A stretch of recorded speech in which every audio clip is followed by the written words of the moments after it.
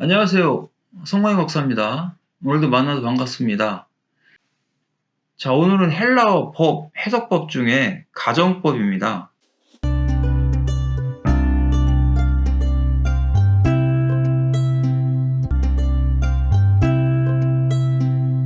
가정법은 말 그대로 만일, 그 가정이죠. 내가 이렇게 했더라면 이렇게 되었을 텐데, 그럼 지금 내가 이렇게 하면 앞으로 이렇게 될 것이다 라고 하는 이런 가정을 놓고 말하는 법이 가정법입니다. 이 시간 가정법을 통해서 성경 속에서 어떻게 가정법이 쓰여지고 있는지를 보겠습니다. 마태복음 5장 11절입니다. 나로 말미암아 너희를 욕하고 박해하고 거짓으로 너희를 거슬러 모든 악한 말을 할 때에는 너희에게 복이 있나니 그랬습니다. 자, 예수님이 너희를 욕하면 복이 있다라는 겁니다.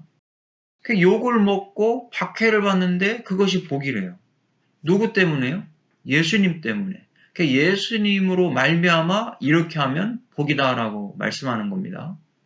욕하고라는 단어를 보니까 오네이디조라는 단어를 썼습니다. 가정법, 과거, 능동태를 쓰고 있습니다. 꾸짖다, 비난하다, 욕하다. 가정법, 과거를 쓰고 있다는 것은 어떤 의미가 되겠습니까? 가정법이니까 예수님 때문에 욕먹으면, 비난받으면 그 사람은 복이 있다라는 거죠. 과거니까 계속해서 예수님 때문에 욕먹고 있다면 그 사람은 복받은 사람이다라고 말씀하는 겁니다. 그럼 반대로 생각해 볼게요. 예수님 때문에 욕 안 먹으면 그 사람은 어떻게 보면 하나님 나라에서의 복은 없는 거죠. 그래서 우리가 예수님을 열심히 섬기고 예수님을 열심히 믿으면 이 세상의 복보다는 하나님으로부터 받을 복이 크다라는 것을 생각해 볼 수 있습니다. 그럼 내가 지금 욕을 먹고 있지 않다면 가정이니까요. 이 세상에서의 복은 있을 수 있지만 하나님께서 주시는 복은 없다. 이 땅에서 비난받거나 사람들한테 욕먹거나 하면 고통은 있지만 하나님 나라에서의 복이 크고 이 땅에서 비난받지 않고 뭐 욕먹지도 않고 그렇게 살아요. 예수님 안 믿고 그러면 이 땅에서의 복은 있을 수 있겠죠. 그러나 하나님이 주시는 복은 없다라고 본문을 통해서 생각할 수 있습니다. 박해하고 그랬습니다. 디오코라는 단어입니다. 이 디오코라는 단어는 계속 쫓아다니면서 고통을 주는 단어입니다. 뒤쫓다, 추구하다, 박해하다 이런 뜻이죠. 그래서 성도가 계속해서 쫓기는 거예요. 예수님을 잘 믿고 잘 섬기니까 안 믿는 사람들이 계속 쫓아다니면서 박해하는 겁니다. 그러면 그 사람은 복이 있다라는 것이죠. 열두 제자나 바울이나 유대인들이 계속 박해를 했죠. 결국 마지막에는 순교를 당하는 그런 상황까지 갔습니다. 그런데 하나님은 그 사람들에게 하나님 나라에서 큰 복이 있다라고 말씀하고 있습니다. 인간적인 생각으로는 그 사람들이 복이 없어요. 그런데 하나님 관점에서는 큰 복을 받았다라는 것을 알 수 있습니다. 여기도 가정법, 과거, 능동태를 쓰고 있습니다. 이 사람들이 계속 박해하는 거예요. 그러면 내가 지금 박해를 받고 있다면 하나님의 복을 받은 사람이라는 거죠. 그럼 왜 박해를 받을까요? 내 안에 예수님이 계시니까 어둠들이 공격을 하는 겁니다. 우리가 신앙생활을 열심히 하고 믿음 생활을 열심히 할 때 박해가 일어날 수 있습니다. 요한복음 18장 39절에서 40절입니다. 6월절이면 내가 너희에게 한 사람을 놓아주는 전례가 있으니 그러면 너희는 내가 유대인의 왕을 너희에게 놓아주기를 원하느냐 하니 그들이 또 소리질러 이르되 이 사람이 아니라 바라바라 하니 바라바는 강도였더라. 지금 빌라도는 예수님을 놓아주려고 합니다. 근데 유대인들은 거부하고 있죠. 결국 이것이 유대인들의 죄입니다. 대신 바라바를 놓아주라는 겁니다. 바라바는 강도였다라고 말씀하고 있죠. 놓아주는 전례가 있다고 했습니다. 아폴리오라는 단어입니다. 가정법, 과거를 쓰고 있습니다. 한 사람을 놓아주는데요. 이 놓아주는 것이 빌라도는 예수님을 놓아주기를 원했다라는 겁니다. 가정법이니까 6월절의 이 전례대로 예수님을 놓아준다면 예수님은 살 수가 있는 거고요. 과거니까 계속 그렇게 해왔다라는 겁니다. 그런데 놓아주기 싫어한다면 예수님은 죽을 수밖에 없다라는 의미를 품고 있는 겁니다. 그러니까 유대인들의 죄가 뭐겠습니까? 빌라도는 놓아주기를 원했어요. 한 사람을 놓아줘야 되니까. 그런데 유대인들은 싫다라고 거부했다라는 겁니다. 결국 유대인들의 그 거부에 의해서 예수님은 십자가에 달리는 고통과 고난을 당하게 되었다라는 것을 알 수 있습니다. 요한복음 14장 3절입니다. 가서 너희를 위하여 거처를 예비하면 내가 다시 와서 너희를 내게로 영접하여 나 있는 곳에 너희도 있게 하리라 그랬습니다. 예비하면이라고 했더니 헤토이마조입니다. 가정법 과거 능동태를 쓰고 있어요. 우리를 위하여 거처를 예비하시는 분은 예수님이다라는 것을 알 수 있죠. 그리고 가정법을 썼으니까요. 예비가 끝나면 주님이 이 땅 가운데 우리를 데리러 오신다라는 겁니다. 끝나지 않는다면 아직 안 오시는 거죠. 그럼 우리가 가정법을 통해서 깨달을 수 있는 것은 주님께서 재림하시는 것이 자꾸 늦어지고 있다면 지금도 거처를 준비하고 계시는구나라고 생각하시고 성도님들이 더 열심히 이 땅에서 주님을 섬기면서 하나님을 맞이할 준비를 해야 되는 겁니다. 예수님이 오시지 않았다고 이 땅에서 허랑방탕하게 육적인 삶을 살아가고 있다면 결국 아무도 모르는 사이에 정말 도적같이 예수님이 재림하셔서 심판하신다라는 것을 생각해야 합니다. 마태복음 24장 23절입니다. 그때 사람이 너희에게 말하되 보라 그리스도가 여기 있다 혹은 저기 있다 하여도 믿지 말라 그랬습니다. 그리스도가 계속해서 내가 그리스도다, 내가 그리스도다라고 일어난다는 겁니다. 그러니까 마지막 종말로 갈수록 이런 사람들이 계속해서 많아질 겁니다. 예수님은 이런 것을 주의하여 말씀하고 있습니다. 말하되 그랬어요. 에포라는 단어인데요. 명령했다라는 것이죠. 가정법 과거를 쓰고 있습니다. 사람이 너희에게 말한다라는 것이죠. 가정법으로 이야기하는 겁니다. 그리스도가 여기 있어. 이 말을 듣고 믿으면 그 사람은 따라가는 겁니다. 그런데 예수님은 여기저기 없다라고 말씀하셨습니다. 그럼 그것을 믿는 사람은 그리스도가 있다라고 이야기했을 때 따라가지 않는 것이죠. 지금도 가짜 그리스도가 너무나 많이 나타났습니다. 그들이 성도님들을 유혹하고 거짓으로 복음을 전해서 그 거짓 복음에 빠질 수 있도록 하고 있다는 겁니다. 그러면 우리는 그것을 믿으면 안 되는 겁니다. 만약에 그것을 믿게 된다면 결국 빠질 수밖에 없고 예수님이 이 가정법을 통해서 많은 사람들이 이렇게 너희들을 미혹할 것이니 절대 빠지지 말라라고 말씀한 겁니다. 마태복음 5장 19절입니다. 그러므로 누구든지 이 계명 중에 지극히 작은 것 하나라도 버리고 또 그같이 사람을 가르치는 자는 천국에서 지극히 작다 일컬음을 받을 것이요 누구든지 이를 행하며 가르치는 자는 천국에서 크다 일컬음을 받으리라 그랬습니다. 버리고라는 단어가 리오입니다. 해방하다, 풀어놓다, 석방하다, 취소하다 이런 뜻을 가지고 있는데요. 가정법을 쓰고 있습니다. 그럼 계명을 버리고 가르치는 거예요. 그러니까 하나님의 말씀에 어긋나는 행동을 하면서 자기는 가르치고 있다는 겁니다. 그러면 천국에서 작다 일컬음을 받는다 이런 말씀이죠. 그럼 여기에서 지극히 계명 중에 지극히 작은 것 하나도 버리지 않고 가르친다면 그 말씀을 가르친다면 그 사람은 천국에서 크다 일컬음을 받을 것이다 그랬습니다. 그러면 성도님들이 이 땅에서 하나님이 주신 계명의 말씀을 버리지도 않고 다른 사람들에게 복음을 전하신다면 천국에서 크다라는 이런 소리를 하나님으로부터 듣게 될 것이다 라는 말씀입니다. 마태복음 6장 2절입니다.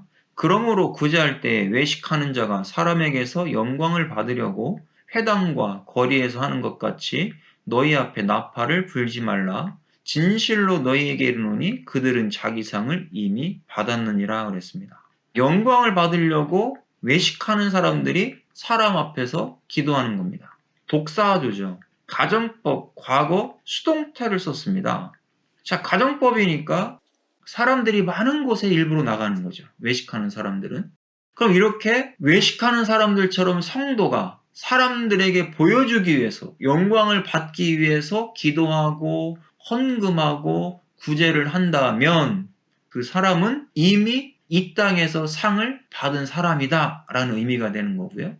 그런데 사람에게 영광을 받지 않으려고 정말 사람 앞에서 하는 것이 아니라 하나님을 의식하여 한다면 그 사람은 하나님 나라에서 받을 상이 크다라는 것을 의미합니다. 자, 수동태니까 일부러 사람 앞에 막 나가는 거죠. 사람 앞에 영광을 받기 위해서 의식적으로 나가는 것을 의미하고 있습니다. 그럼 성도는 하나님을 의식하여 구제하고 기도하고 봉사하고 헌금할 때 하나님께 받을 상이 크다라는 것을 알 수 있는 겁니다. 마태복음 6장 7절입니다. 또 기도할 때 이방인과 같이 중언부언하지 말라. 그들은 말을 많이 하여야 들으실 줄 생각하느니라. 이방인들은 우상 앞에서 여기도 가서 기도했고 이 우상에게도 똑같이 기도했고 우상이 만약에 50개라면 똑같은 기도를 50번 했다라는 겁니다. 그것을 의식하여 말씀한 겁니다. 중언부언이라는 단어가 바톨로게오라는 단어죠. 가정법을 쓰고 있습니다. 쓸데없는 말을 한다라는 것이죠. 그러면 이방인들과 같이 성도가 쓸데없는 말을 계속 중얼중얼 이렇게 기도한다면 결국 하나님이 듣지 않는다라는 거죠. 그런데 그것이 아니라 오직 하나님 한 분을 의지하고 예수님을 의지하여 기도한다면 그 한 번의 기도를 할지라도 그런 기도는 하나님이 들으신다라는 의미입니다. 그렇다면 우리가 이방인이 기도하는 것처럼 여기 가서 저기 가서 돌아다니면서 그렇게 할 것이 아니라 골방 안에 들어가서 예수님을 의지하여 하나님 앞에 기도하는 그 한 번의 기도가 하나님이 들으시고 응답해 주신다라는 것을 말씀합니다. 마태복음 6장 14절에서 15절입니다. 너희가 사람의 잘못을 용서하면 너희 하늘 아버지께서도 너희 잘못을 용서하시려니와 너희가 사람의 잘못을 용서하지 아니하면 너희 아버지께서도 너희 잘못을 용서하지 아니하시리라 그랬습니다. 자, 용서하면 아피엠이에요. 여기도 가정법을 쓰고 있습니다. 그러면 너희가 사람의 잘못을 용서해 준다면 하나님께서도 나의 잘못을 용서해 주신다라는 의미가 되겠죠. 그런데 만약 너희가 사람의 잘못을 용서하지 않는다면 하나님도 너를 용서하지 않는다. 이 말씀입니다. 그러면 성도가 인생을 살다 보면 주변에 또 용서해 줄 일들이 생긴다라는 거죠. 그럴 때 하나님의 마음을 품고 용서해 준다면 하나님이 우리를 긍휼히 여기사 우리의 잘못도 용서해 주실 것을 말씀해 주고 있는 겁니다. 마태복음 6장 3절에서 4절입니다. 너는 구제할 때 오른손이 하는 것을 왼손이 모르게 하여 내 구제함을 은밀하게 하라. 은밀한 중에 보시는 너의 아버지께서 갚으시리라 그랬습니다. 에임이라는 단어죠.